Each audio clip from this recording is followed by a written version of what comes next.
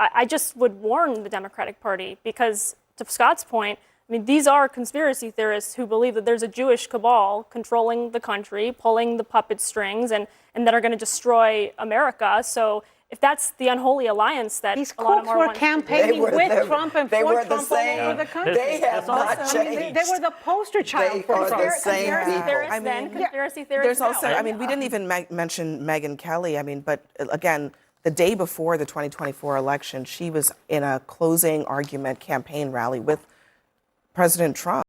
Hey everyone, welcome back to the channel. So today we've got a CNN panel that turns into an absolute pressure cooker, and I could not wait to break it down with you. The setup is simple but explosive. David Hogg, Abby Phillip, Anna Navarro, and Val Demings are going head-to-head with Scott Jennings over one loaded question: should Democrats actually welcome the MAGA figures who are suddenly jumping ship from Trump? What starts as a polite disagreement quickly turns into Scott getting cornered on why these so-called defectors were perfectly fine just 6 months ago, and trust me, the answers get uncomfortable fast. Stick around all the way through, because the strongest moment doesn't come until the panel starts naming names, and you do not want to miss who they drag back into the spotlight at the very end. Before we jump in, drop a comment and let me know where in the world you're watching from right now. I genuinely love seeing how far this community reaches. All right, let's get into it.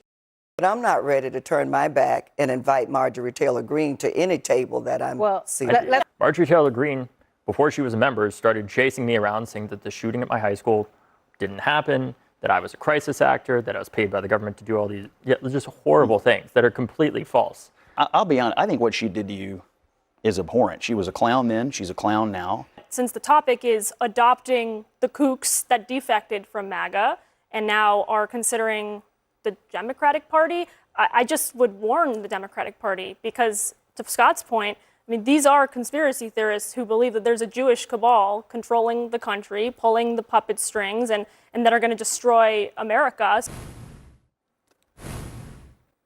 Tonight, Ilhan Omar is applauding MAGA stars Candace Owens and Marjorie Taylor Greene for breaking with Donald Trump and expressing their buyer's remorse. The thing that has been very fascinating, especially about Marjorie and Candace, is that they are not just coming out like the other ones that you'd mentioned, where they're saying this action is wrong, right? They're saying, I am done with you. We should give them credit for that. So if somebody is ready to take that step and at least talk to us and maybe do something differently, the message cannot be, I told you so. The message has to be, welcome aboard. What else can we do together? Ilhan Omar is saying, give them credit. Pete Buttigieg is saying, let's hold hands and say, what can we do together? Do you think that's the right move? So look, I have to address something first, which is that when I was, I've had a personal interaction with Marjorie Taylor Greene. When I was 18 after the shooting at my high school, when I was lobbying members of Congress, my fellow activists in March for Our Lives, Marjorie Taylor Greene, before she was a member, started chasing me around saying that the shooting at my high school didn't happen, that I was a crisis actor, that I was paid by the government to do all these just horrible things that are completely false. And at the same time, what those conversations that they're talking about remind me of is my own evolution as an activist. In terms of when I was in college, I didn't go to college to just be surrounded by a bunch of liberals necessarily. I know that's hard for you guys to believe, but it's true. That's why I joined the shooting club when I was in college. And as you can imagine, Scott, I was not very popular there. But it's important to talk to people who disagree with us, because ultimately, even though we're Democrats and Republicans, we have to find what little overlap there is that we can move forward on. And look, we can speculate all we want on her intentions and why she's doing this ultimately. But from my perspective, I'm willing to take that first step and have that conversation with her. And I would challenge her to this too.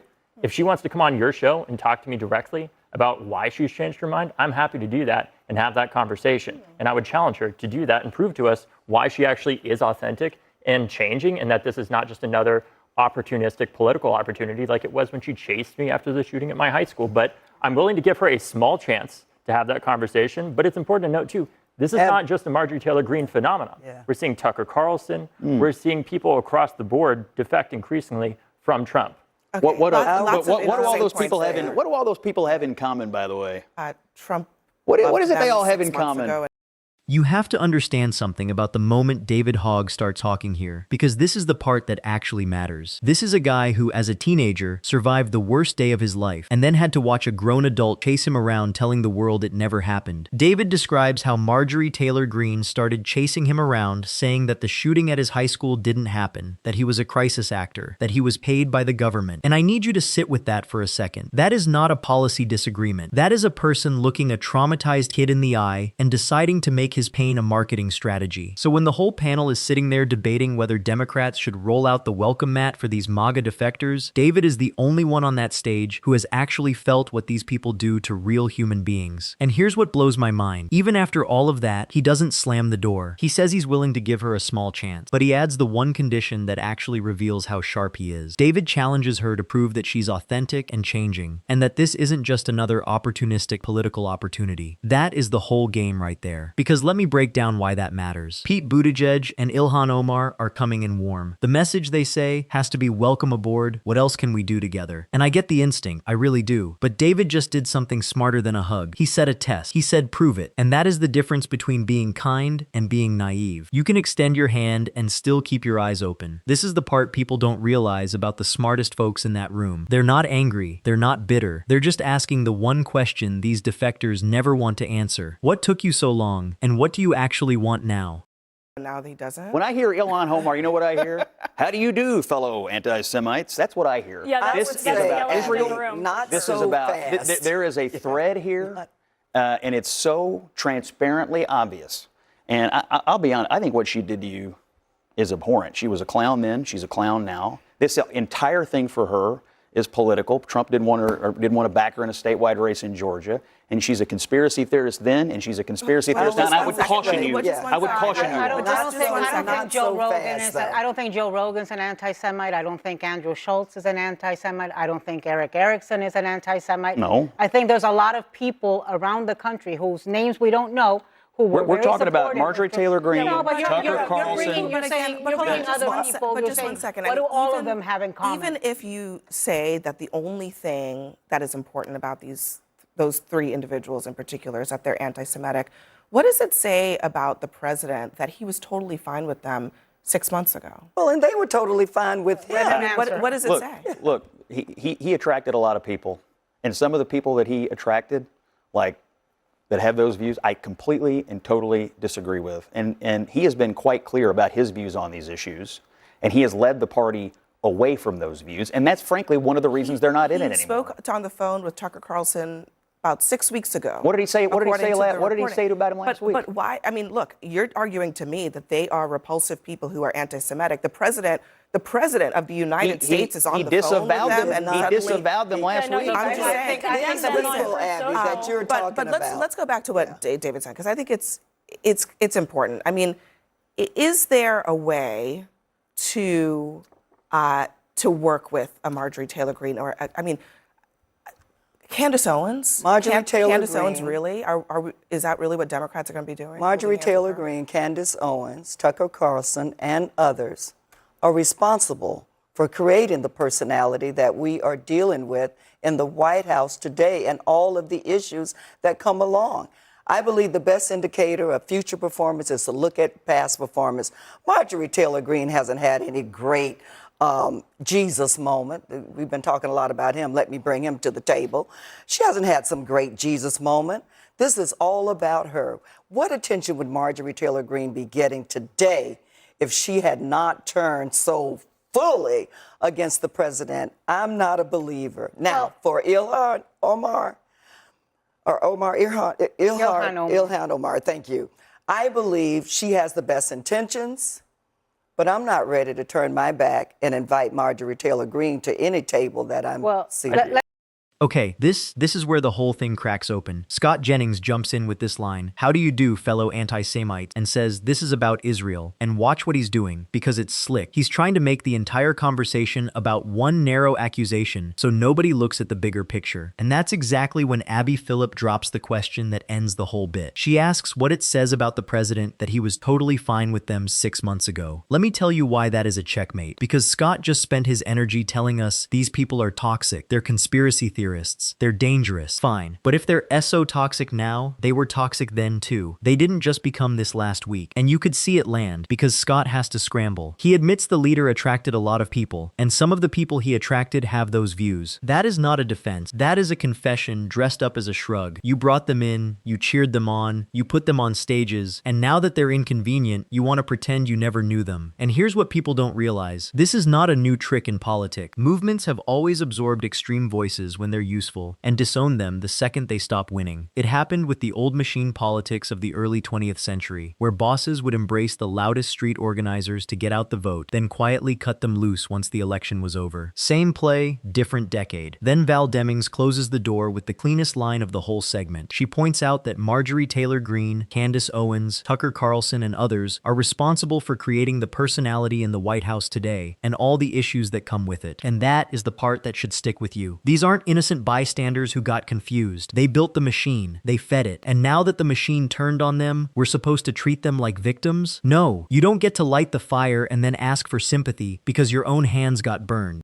Let's remember what the issue was that drove a wedge between Donald Trump and some of his biggest supportive Republican women, like Nancy Mace, like Lauren Boebert, like Marjorie Taylor Greene, and it was the Epstein files. And as much as I disagree with them, some of them are still in Congress on so many things, I do give them credit for not having bent the knee when he brought Lauren Boebert into the Situation Room and tried to bully her into not voting for the release of the files. Now, what I would say to Ilhan Omar, what I would say to Pete Buttigieg, as somebody who broke with my party in 2015, the minute the guy came down the escalator and started talking about Mexicans and immigrants, is that it is hard. Pete Buttigieg is right. When you've been part of a party your entire life, when your circles, your social circles, your family circles, your professional circles are made up in that party, it is very hard to make that break. But I don't think Democrats have to say, come in, the water is warm, because it is a personal decision. It is not one that is led by people being your cheerleaders. You do it because you feel uncomfortable with the guy who's leading the party, not because you have a cheering section telling you to jump into the pool. And just quickly, I mean, the polling suggests that there is erosion, despite the, whatever the MAGA number that Trump likes to tout.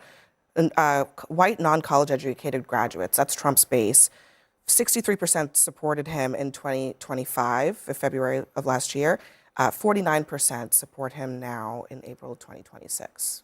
Yeah, and I mean, obviously, the way that this war has been conducted is not universally popular among every single MAGA voter, among every single Republican. But since the topic is adopting the kooks that defected from MAGA and now are considering the Democratic Party, I just would warn the Democratic Party because, to Scott's point, I mean, these are conspiracy theorists who believe that there's a Jewish cabal controlling the country, pulling the puppet strings, and that are going to destroy America. So if that's the unholy alliance that these a lot of crooks them were campaigning with Trump and for Trump all over the country. They have not changed. I mean, they were the poster child for Trump. The same people. I mean, conspiracy theorists. There's also, I mean, we didn't even mention Megyn Kelly. I mean, but again, the day before the 2024 election, she was in a closing argument campaign rally with President Trump. I mean, the idea that suddenly they're kooks and the Republican Party is happy to be rid of them is Matt Gaetz and Marjorie Taylor Greene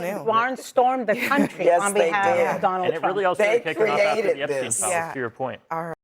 Now, here is where it gets genuinely interesting, because Ana Navarro says something that most people arguing this topic completely miss. She talks about breaking from her own party back in 2015, the minute the guy came down the escalator and started talking about Mexicans and immigrants. And that detail matters so much, because Anna isn't speaking as an outsider throwing rocks. She's speaking as someone who actually walked away when it cost her something. She knows exactly how hard that break is, and that's what makes her next line so powerful. She says Democrats don't have to say, come in, the water is warm. Read that again. She's basically telling her own side to stop begging. And she's a livre religieuse to leaving a political tribe is not a party trick you perform for applause. She explains it beautifully, that when your social circles, your family, your whole professional life is wrapped up in one party, walking away is brutal. So the people who leave for a cheering section were never serious to begin with. The ones who matter leave because they can't stomach it anymore. No pool party required. Then Abby Phillip hits us with the number that ties it all together. She points to the base, and the polling shows support dropping from 63% down to 49% by April of last year. That is not a wobble. That is a foundation cracking. And here's the thing nobody wants to say out loud. That erosion didn't come from Democrats. It came from inside the House. And Val Demings lands the final blow. And it's my favorite moment of the entire discussion. Everyone's acting like these defectors were always seen as clowns, always kept at arm's length. And Val just calmly reminds everybody that we didn't even mention Megyn Kelly, who the day before the 2024 election was standing at a closing campaign rally. She points out that Matt Gaetz barnstormed the country on their behalf. That is the mic drop. You cannot call these people fringe when they were headlining the final rally. They weren't in the basement. They were on the main stage. And the second you remember that, this entire welcome them or reject them debate transforms. It was never about redemption. It was about a movement realizing its own stars are jumping ship, and everyone suddenly pretending they were never really aboard. So what do you guys think of this? Leave your thoughts down in the comments. Please like and subscribe, and I will see you in the next video.